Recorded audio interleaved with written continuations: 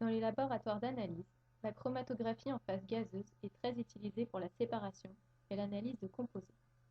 L'appareil est composé d'un injecteur, d'un four contenant une colonne, d'un système de détection et d'un logiciel de traitement de données.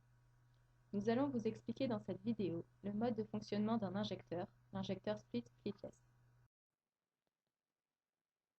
Cet injecteur peut être utilisé sous deux modes, le mode split et le mode splitless.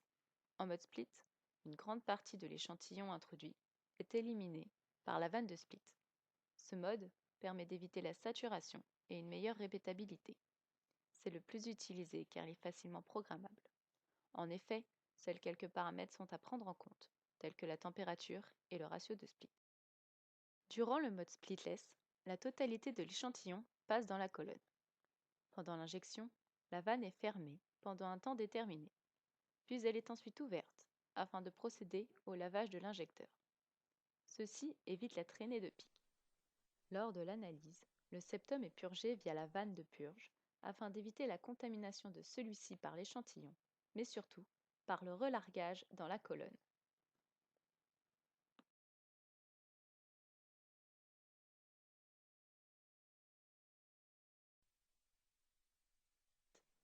Cependant, la discrimination de certains composés peut être observée. Du fait de leur différence de volatilité, la composition de la fraction entrant dans la colonne est différente de la fraction éliminée.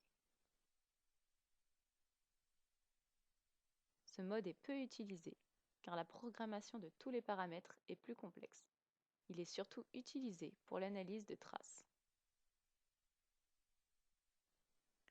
Le liner est un tube en verre désactivé de géométrie variable pouvant contenir de la laine de verre à l'intérieur duquel a lieu la vaporisation de l'échantillon.